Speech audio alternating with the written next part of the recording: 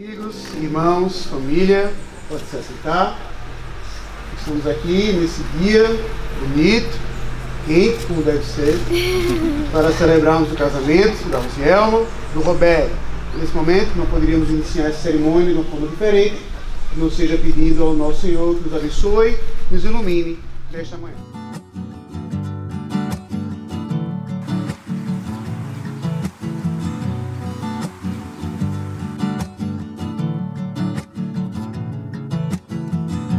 Miami heat, palm trees in the breeze. You're the sweetest thing I've ever seen. Sand at my feet, ocean after that. Silver light of the moon dancing on the waves. Oh, oh, oh, oh, oh, oh, oh, oh, oh, oh, oh. Girl, you got me high, just with your eyes. Every word you say, well, it's a lullaby. Pull me inside out, put me upside down. Silence all of the noise that I could do without. Whoa, whoa, whoa, oh, oh, oh, oh, oh, whoa, whoa, oh, oh, oh. You're the sweetest thing that I ever did see, like a bird. Tears that set you free. You're the sweetest thing. Senhor Deus, muito obrigado por essa manhã tão bonita. Não apenas porque mais um dia que o Senhor fez, não apenas porque as suas misericórdias se renovaram para todos nós, não apenas porque é mais um dia em que podemos se glorificar e te louvar, mas um dia também que o Senhor escolheu para ser o casamento do Robério e da Rosielma. Like the shadows that dance upon the silver screen. And years from now, when I look back, still under your spell somehow. Oh, oh, oh, oh, oh, oh, oh, oh, oh, oh, oh. You're the sweetest thing that I ever did see, like a bird. Tears that set you free. You're the sweetest thing that I ever did see. Oh yeah. See, oh yeah.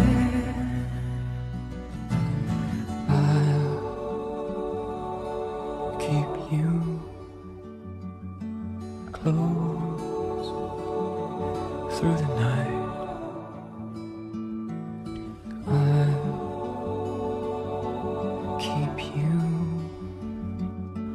close through the night.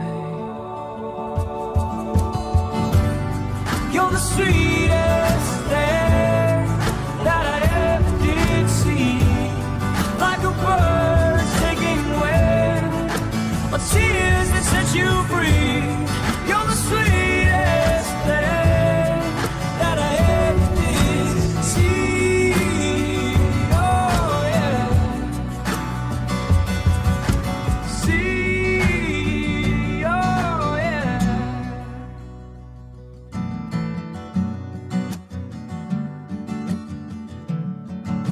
Para ser o casamento do Robério e da Rosielma.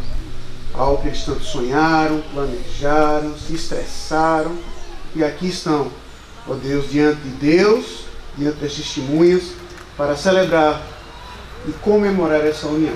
Então, muito obrigado, Senhor, por estarmos aqui nesse momento, alegres, esperançosos, com a certeza das coisas que estão por vir. Portanto, que o Senhor seja conosco nessa cerimônia, que o Senhor fale conosco através da leitura e da exposição da Tua Palavra, possamos também cantar louvores a Ti como uma expressão do culto que a nossa vida deve ser, e desse momento, ó Pai, que desde já o Senhor siga sempre com o Robério e com a Rosielma, ainda como noivos agora, mas ao término como marido e mulher. Irmãos, amigos, famílias, quando a Rosi me chamou para pregar, eu até Agora eu vou confessar uma coisa. Quando a data tinha marcado uma data que eu não podia vir, eu disse, rapaz, até um alívio, porque preparar esse sermão vai ser difícil. Por várias razões. Primeiro, porque a Rose ouviu todos os meus sermões de casamento. Mas não posso repetir, que ela vai dizer, foi o que ela pregou no Marcílio, foi o que pregou e tal. Então, a necessidade de criar uma coisa inédita. Mas, ao mesmo tempo, pelo aspecto de ter acompanhado a Rose, com 10 anos como minha ovelha, tá? E aí chega esse momento. Então, eu, pedindo iluminação a Deus sobre que texto pregar, eu me lembrei de uma conversa que eu tive com ela, sobre algo no coração, e aí eu contei até isso depois com o Roberto, uma conversa lá no Shopping Riverside, lá em Teresina. E aí, à luz disso, o texto que me veio à mente é um texto que tem um problema, qual eu espero que o Roberto nunca enfrente com ele, que é um homem com 2 mulheres, então não pense nisso. Mas no final, tá certo, nós vamos ver um problema que eu acredito que todos nós aqui podemos passar. Então permita-me ler o texto de 1 Samuel, capítulo 1, a partir do versículo 1, que diz assim: houve um homem de Ramataim Zofim, da região montanhosa de Efraim, cujo nome era Eucana, filho de Jeroão, filho de Eliú, filho de Tou, filho de Zuf, Efraimita. Tinha ele 2 mulheres. Uma se chamava Ana e a outra Penina. Penina tinha filhos, Ana, porém, não os tinha. Este homem subia da sua cidade de ano em ano a adorar e a sacrificar ao Senhor dos Exércitos em Siló.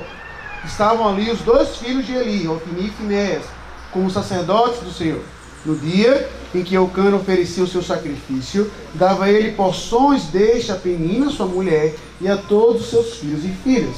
A Ana, porém, dava a porção dupla, porque ele a amava, ainda mesmo que o Senhor a houvesse deixado estéril.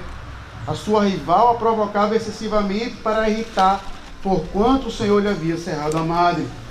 E assim o fazia ele de ano em ano.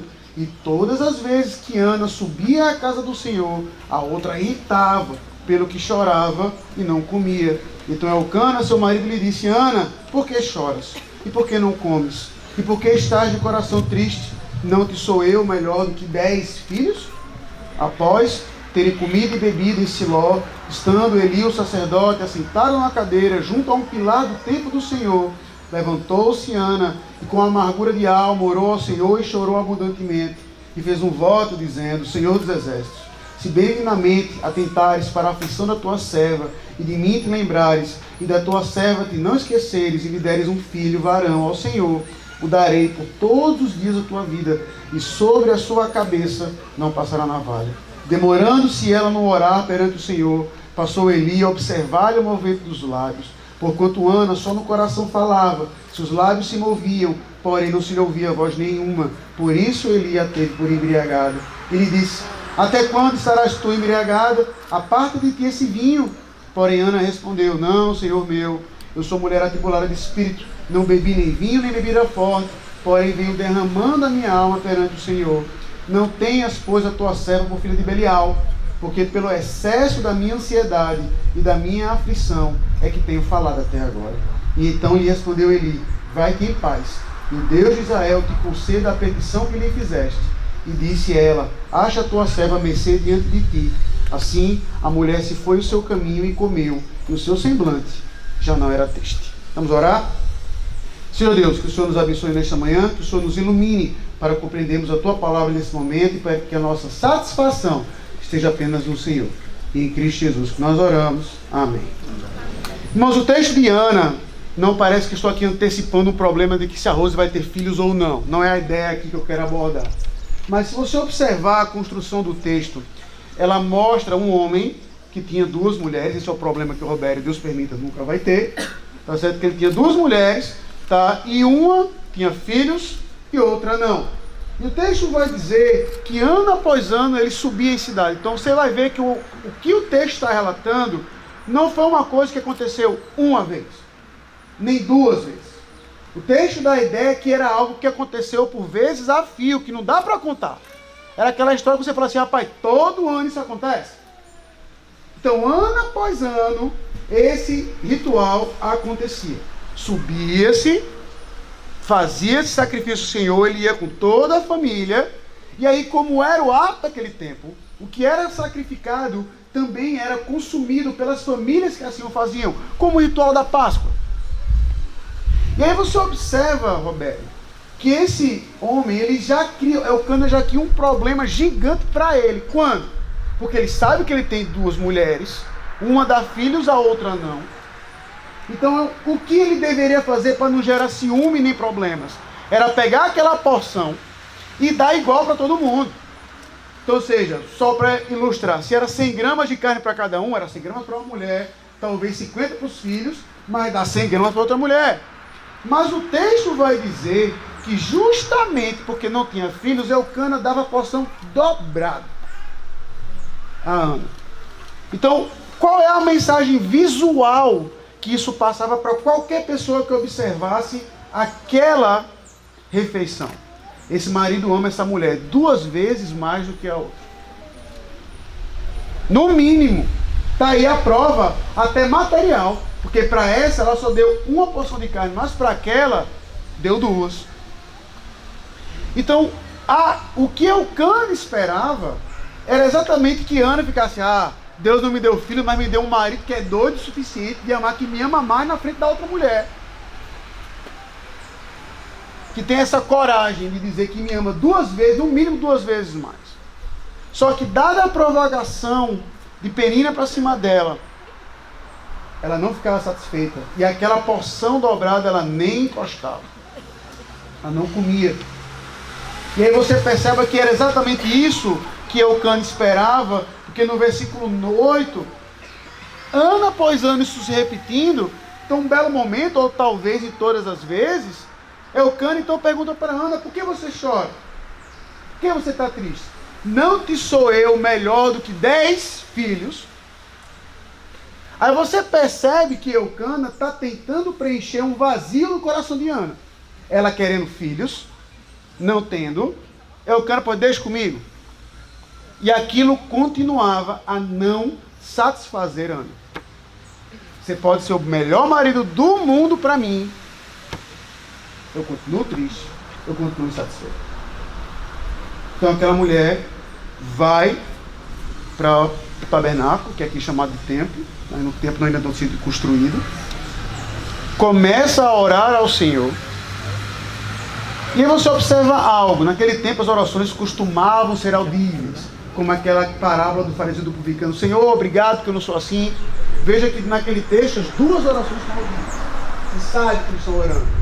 A oração silenciosa não era prática daquele tempo. Mas o coração de Ana, tão triste, tão amargurado, ela estava falando diante de Deus, mexendo os lábios, mas não saía som nenhum.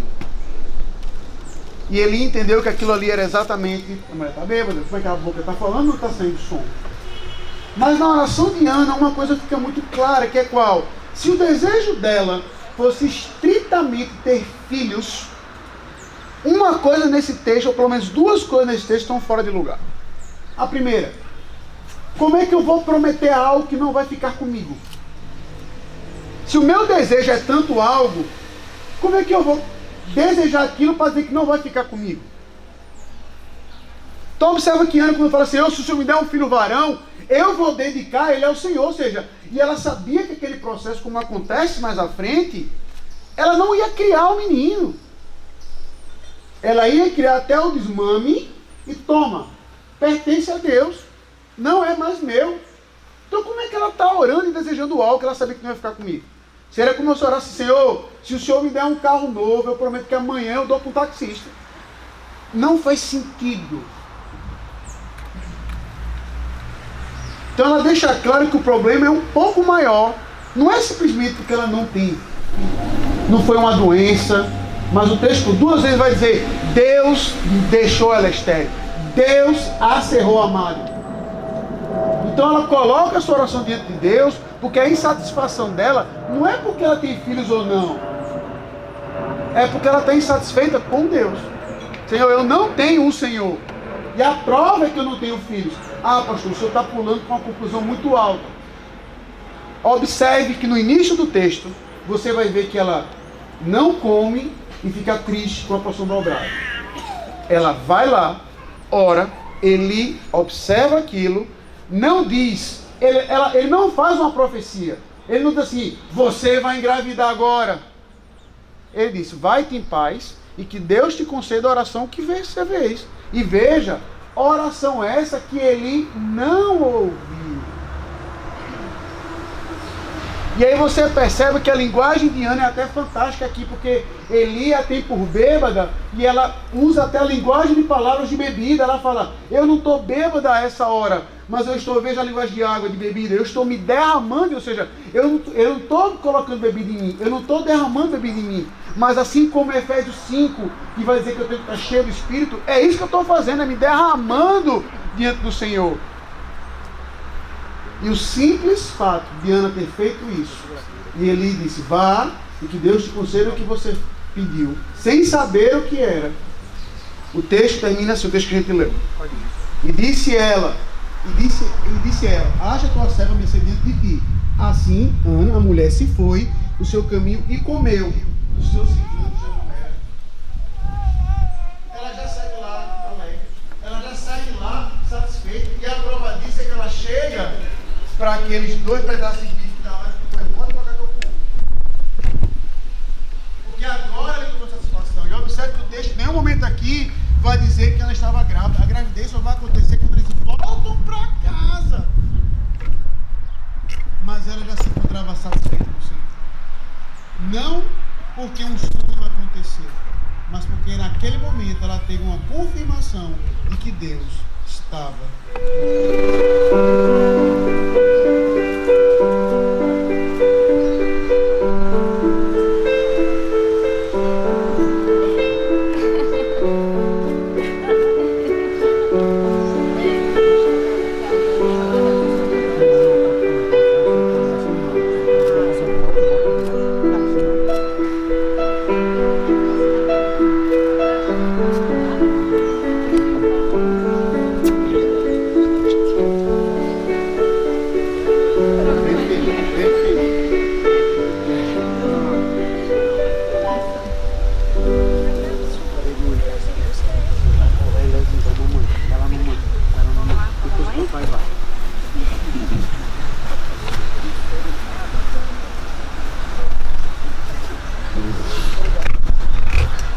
Irmãos, você já foi para algum casamento na vida, vários. Você já ouviu todo pastor, todo celebrante dizer que a aliança é o CID, portanto não tem fim, assim seja o casamento de vocês. É clichê porque é verdade. Mas como bom presbiteriano, eu prefiro dizer que a aliança é um símbolo externo para um sinal interno. Assim como o batismo. Tá? Ou seja, o valor da aliança ela não está no material que ela foi feita, porque tantas outras coisas replicam o ouro, tá? Não está na sua forma, mas ela está no dedo de quem está e quem coloca. Então eu vou pedir para os noivos colocarem de frente um para o outro. Eu, Robério, recebo esta mulher que tenho pela mão, Rosielma, por minha legítima esposa, com o propósito de amar, honrar, defender, sustentar, cuidar dela e ser-lhe fiel em todas as coisas, por todo o tempo em que Deus me for servido, conservar com vida.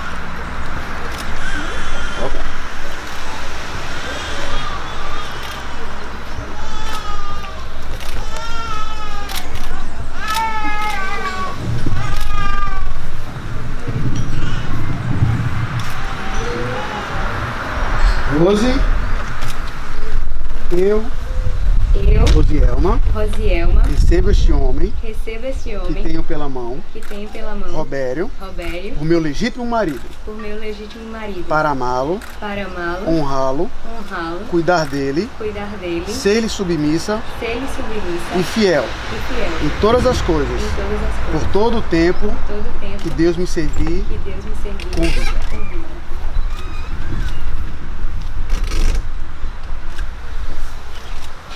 Então, pelos poderes dados a Deus por mim e pela República Federativa do Brasil, eu os declaro marido e mulher.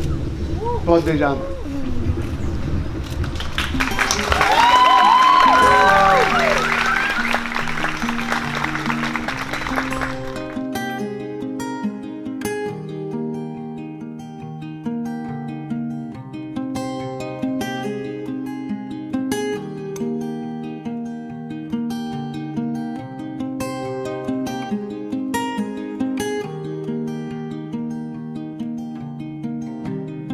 For these words he won't come around here, and his eyes won't see,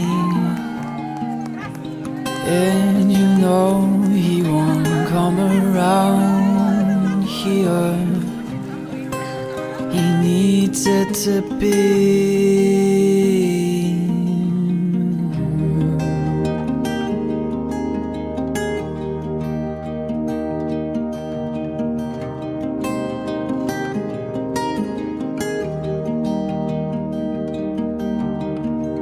It's like something evil has taken a hold. Nothing deep here. It's like we're losing our sense of home. Just disappear. Just disappear. Tell your mother you're leaving here. Tell your brother you're going away. Tell your mother she needs to reassess herself, and this will be the only way.